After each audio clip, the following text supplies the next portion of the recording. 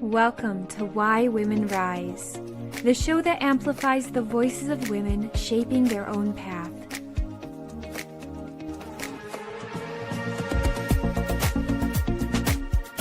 Grab your tea or wine, soak your feet and relax, because here we celebrate resilient ambition. We share stories that move mountains. We laugh, cry, reflect, and rise together. So, get your notepad ready. You're about to meet women breaking barriers in life, business, and leadership. Your journey starts now. Let's rise together. This is Why Women Rise. Hello, everyone, and welcome to Why Women Rise. And today's episode, we're going to talk about entrepreneurs. And my understanding now is entrepreneurs are born and not made.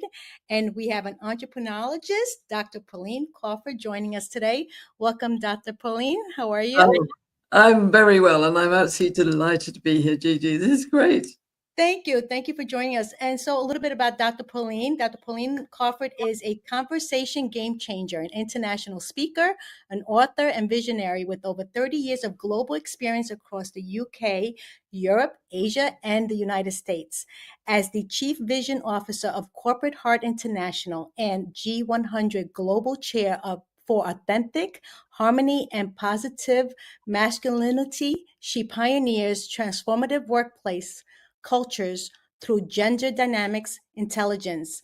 A certified entrepreneurologist with a PhD, Pauline facilitates magical conversations that shift mindsets, elevate performance, and foster authentic harmony between women and men in business and life. What a beautiful career for you to have, to really help people step into their gifts. I mean, I met you and I know you shared your story out in Las Vegas on stage. And that's why I invited you here, because I'd like you to share your story with the world, because you are making a tremendous impact in this world. So please, here's the question I have, and I'm going to just let you speak for your wisdom to share with the audience, which is you are 76 and you're still rising to lift people up. How are you doing that, and how did you start? Well, I think I started the day I was born, because I do believe entrepreneurs are born and not made, but I didn't know that at the time. And I am in my 76th year. I'm going to be 76 in May. So I really love being the age I am. And when I look back, I realized there were moments in my life when I suddenly realized I was actually doing what entrepreneurs do, but I didn't know that. And now that I really study it, I do see that we're all born with talents, absolutely, but not everybody wants to go into that real big risk place of actually setting up their own business. But I was kind of doing it naturally, with lots of different things. I did it with some dressmaking and clothes at one point, and then I was in the image world, and then I was in the corporate world. But when I look at the stages and the kind of, if you like, the ignition, it was always from here. It wasn't from outside. It was like, oh, I think that's a good opportunity. Maybe I could go and do that. Yeah, it was a desire. It was your desires to go out there and share whatever talent you had with the world.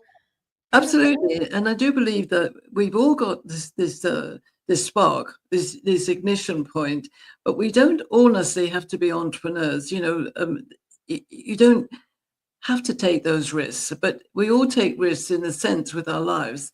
But taking the big risk, which is being an entrepreneur and then being an entrepreneurologist, is really having a vision beyond you. And my vision is big because I want to change the world. I want to change the world to be authentic and harmonious, which is quite a big ask at the moment because everybody is so in a lot of confusion. There's lots of wars in the world. There's lots of battles in the boardroom. There's lots of, sadly, battles at home. And often men and women are really angry with each other when I don't think they need to be. And sometimes women are angry with each other. And that is really one of the core reasons why women need to rise, because together we are half of the world. And I'm so passionate about this, is that we should have a better life out there. There should be a joint custody of this world. And we often live too much in our traumas and our vulnerabilities. I'm not saying no to trauma and vulnerability, but let's move on from them. Let's learn the lesson and Yes. say, hey, what kind of world would we love? What would we like? If we could start again, if I said to you, if you could start again and put men and women around the table, all with their natural traits and differences, different generations, different nations, what would you really want? Would you want a world of hate and war? No, I don't think so. Right. And that's why this empowerment through harmony, I think, is the way forward. And it's the entrepreneur bit is this idea of running your own life, running your own business, but taking people with you. Yes, it's at the core of who we are that really initiates knowing that there's something that we need to contribute to Yeah. this world to feel fulfilled. And I believe when we have the chaos and the disconnect to that, and we're just trying to survive, we Yes. end up losing that core of who we are. So it's always coming back to who are we and why are we here. Like if we ask ourselves that, the answer will come to show us that we're here to really work together in harmony, like you say. Well, we are. And I think one of the key things that I've learned is that everybody is different. And this is good. I mean, we know we have a unique thumbprint. I mean, even that, if you Say think the about same thing. Absolutely. 8 billion people and we've all got an individual thumb. I mean, that is just incredible. But obviously, there are similarities and differences. And people get very anxious about, oh, don't make people different, don't isolate. No, differences are magnificent. Yes. When you want to have people around the table who come in with interesting points of view. They may not be what you want, but listen, and you might just find the core of something that we could do together. So I think sometimes we over gloss this, we need to rise together. We need to rise together and recognize that we're all uniquely beautiful. And Yes. therefore, the first point is to find out about yourself, yes, but your superpower is in understanding somebody who's not the same as you. That's correct. Because, it's always looking at, there's different perspective or different ways to accomplish things. It's not just one way, No. right? So we might be trained to think a certain way, but when you meet someone else, it gives you that other perspective of, wait a minute, there is another way of getting this accomplished, and I don't have to work so hard to make it happen because you just learned from someone else. So it's to see, from someone else's viewpoint, absolutely opens up the window to other possibilities, right? Well, it does. And this is where, when you look at the global community, you understand that everybody is the same because we breathe the air. It helps us to live. If we die, we're not breathing, some very basic stuff. But actually, we're so different. I lived in Malaysia. I was brought up in England. I worked with people in Africa. Circumstance takes me to different parts of America and the world. As soon as you step into the world of somebody else, you need to listen and honor them, not let them take over, but to really know that you're contributing. So to contribute to the table, we need to know who we are, and then to share and listen and hear and honor. And if we hear something that we don't like, is to be very respectful and say, well, that's an interesting perspective. Full stop. You don't have to get engaged with people who are totally at odds with you. And at times you may need to walk away.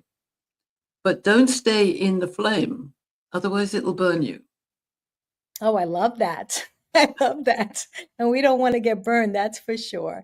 So you have this beautiful school, Yes. and you really help women to get their PhD in entrepreneurology. Can you explain that a little bit? Well, this is for men and women, but I'm very passionate. I'm very passionate about raising the credentials of women entrepreneurs, because we're half of the world. Females are half of the world. Now, not that half, we're not all entrepreneurs, but the entrepreneurs are the ones who are driving the economy. But women do the economy bit, but they also do the social justice bit. And this is something that we do together. Women bring life to work, whereas men tend to do work and then do life. That's just a thought. But if we look at how to raise the credentials of female entrepreneurs, there isn't a standard way to go off and do an academic PhD. We don't have time to do that. You know, we have families and businesses to run. Right. So this PhD is a very unique look at your life experience. So never underestimate the value of your life experience. And a woman's life experience, especially if they're born an entrepreneur, but they also want a family, they want to look after their community and all those things that women really want to do, then we have to adjust the credential.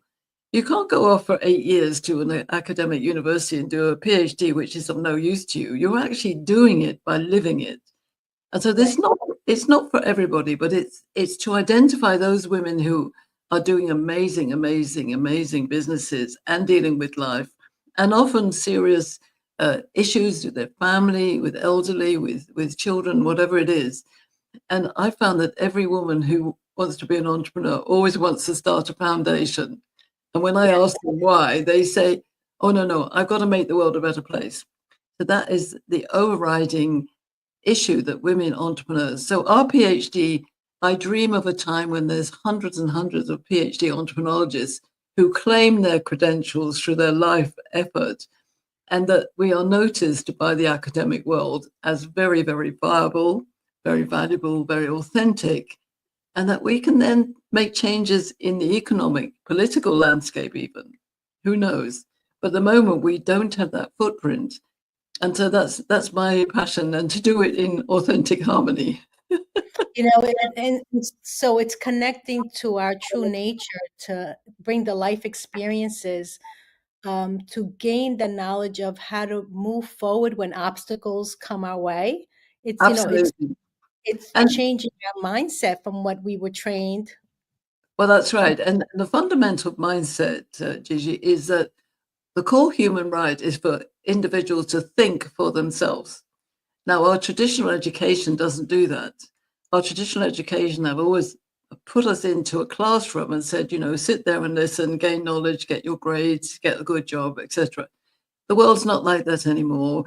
The kids, especially the 18 to 30-year-olds coming out of school now, they're bewildered. They don't want to necessarily go to college. You know, what are they going to do? In there are the Steve Jobs and the Richard Bransons of the world. They're the individuals who are going to make a difference in our world. And men and women, but especially women, because between 18 and 30, there are often family things that women do, which change the trajectory of their life. And I believe that we can do it all together. There are amazing women who have their family, have their business, make amazing products and services, and give back to the community, but they're not recognized. And that's what we want to do. We want to make sure the stories are recognized, dare I say, by the men of the world who believe that, you know, only Oxford, Cambridge, Harvard, Stanford are the plus points of the world. Well, I don't think they are anymore. I think what we do, what we initiate, what we innovate, and what we use with our imagination is important. So our motto is it's knowledge, experience, and imagination together. So yes, you need to know how to do things. You need to be competent and confident and courageous, but you also need to understand that every experience is part of your lesson learning, and your imagination is what's going to spark and fire up an amazing business, something that maybe has never been invented before. That's right, because everything does start in the imagination. Isn't that correct? Everything. Absolutely. And And the one of the things I love are businesses that women run, which are very much for women. So what I mean, you know, products that men will never think about because they're not a woman. And there were lots of examples of that. And that's really important in the world where half of the world is female. So it's a very inspiring and fulfilling place in my life. So you asked me how I managed to be coming up 76. I think I've always been coming up to be 100. I have an expectation of living to at least 101. So I believe that I need to make the most of what I'm doing and to give back to the world and have a really fulfilling time myself. So it works all the way around. Of course, again, harmony and balance means being creative and then also enjoying what you're doing, right? Because part of being an entrepreneur, I know now more than ever, is for me personally, I enjoy, like, I don't even think I'm working. Like, what I'm doing right now is not considered work, but to the, to the outside world, it may be. I can be here doing interviews and having a great time because I'm learning and I'm listening and I'm you know embracing what you're saying with open heart because I know it's the truth. And when you feel so close to the truth, it doesn't feel like work. It feels like you're just a part of this world and to make it a better place. And that's kind of like I feel that in you right now with your energy as well. So it's so But beautiful. it is a really important, Gigi, but I think it was one of the famous George Bernard Shaw or somebody, I don't know who it was, but said, I've never been sick a day in my life because I've always enjoyed what I do. I think he was a famous comedian. But that's what's true, is that if you're inspired and enjoy what you're doing and you're using your best traits, because I believe we're all born with those good traits, So do but I. you can never not enjoy what you're doing. You might not enjoy doing your taxes or your books or doing the detail, but you do that in order to have those fulfilling times where you know what you're doing is really good. And also it helps you face the dark moments, because being an entrepreneurologist is not straightforward. And therefore there are dark times when you think, oh my God, am I supposed to be doing this? What am I doing? But you pick yourself up because you know you're here for a purpose and a passion and a vision. And I see that in women, and I see that women are not acknowledged for that. And that's why I'm so proud of our PhD program, because it gives women who might not necessarily get that credential a credential. And the more of us that do it across the world, and there's a huge interest in Africa at the moment. I'm working with some lovely ladies in Tanzania that Mhm. we can start taking ownership and rising across the world together. Wow. Absolutely. That's where the power of change comes. So, what would you think the number one thing holding women back from being authentic, right? Because authenticity is working from the heart. It's following what your soul wants to express. And Yes. I myself was born in Italy. There was no such thing as being authentic. Like you had to follow the rules. You had to learn, from your parents, and you had to just do the work of I don't want to say slavery, but I'm going to use that word and lightly, but no voice, right? So now we're going to a new era where if we are able to speak up and follow our dreams and be authentic, we can create such a ripple effect that when we say the world is falling apart, but one person at a time, we can actually change the world by first changing ourselves. Am I correct to say that? We can. We can. But the or the not the but the however. Okay.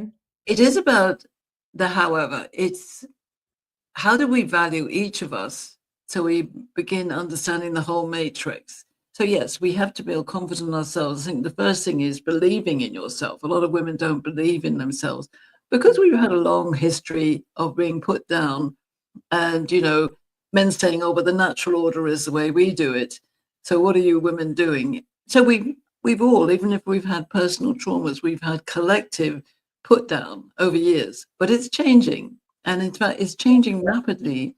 And certainly in the younger generations as well, women saying, well, maybe I don't want the way it was, and men as well.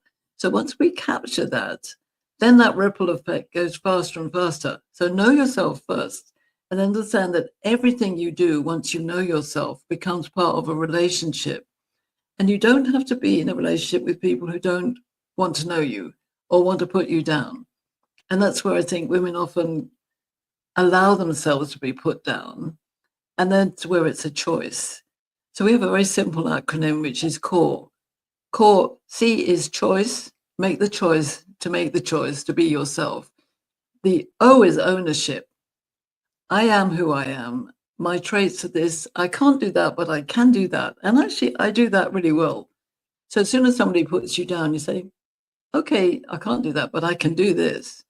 I mean, I've never liked cooking, but my husband thinks I'm a brilliant cook because I just do very basic stuff. There's always a way around everything, but it's ownership. The R is responsibility. And if we each take responsibility for being a woman who rises, then we can rise. And we know there's 8 billion people in the world, so there's roughly 4 billion who are like us. And 3 billion of those 4 billion are mothers. So if we're a mother and we have those other responsibilities, that's the R. And then the E is energy. So whatever happens around you, you need to look after your own energy.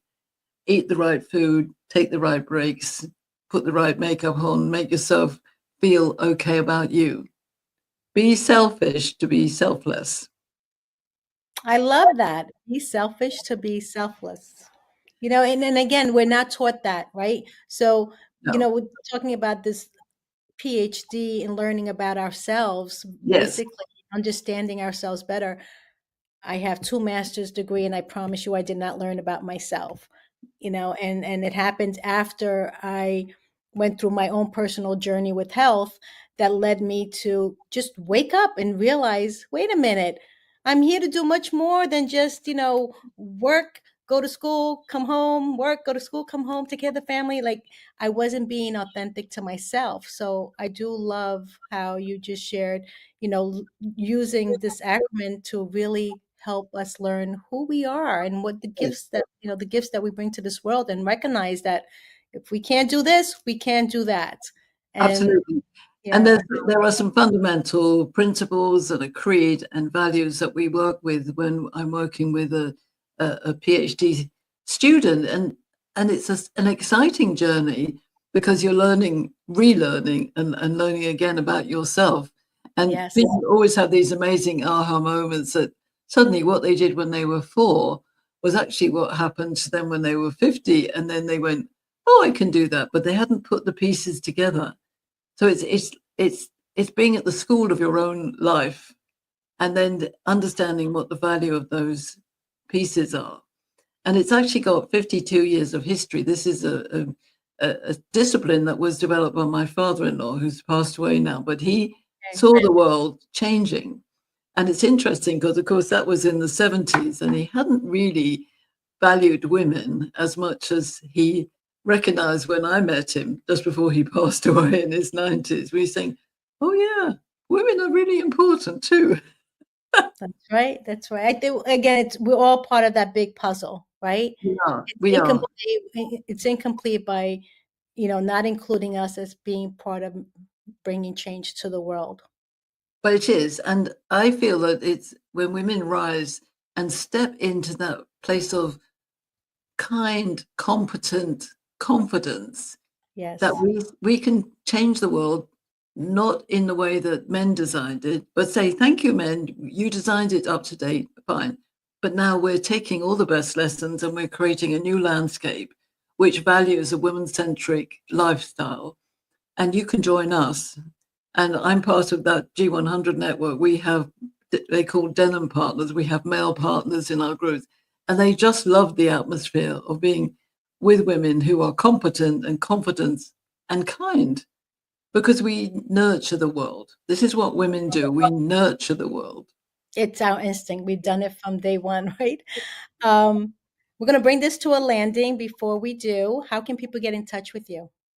Well, if you go to corporateheartinternational.com, you'll find all the information about me, and the services link. You'll find a link to come and have a 30-minute conversation with me. I'm the conversation game changer, so I'd love to meet you for 30 minutes. And also you can see a link for my ebook and book. So the ebook is available on that line, but also there's a link to Amazon. So you can find my book, which is called The Power of Authentic Harmony. And it's got all the principles in for life. And then I can introduce you to the PhD when we get together, and an experience that is absolutely mind-blowing. But remember, entrepreneurs are born, not made. So the PhD may not be for everybody, but your life of authentic harmony is. Beautiful. Well, thank you so much for joining me today. And I do have a special announcement before we wrap it up.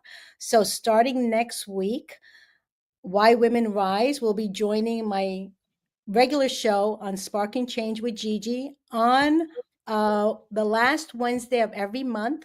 This segment will be aired so that we can give more time, because we are like out of time already, and you have so much wisdom to share. And I realize that 25 minutes just doesn't do it to share this information.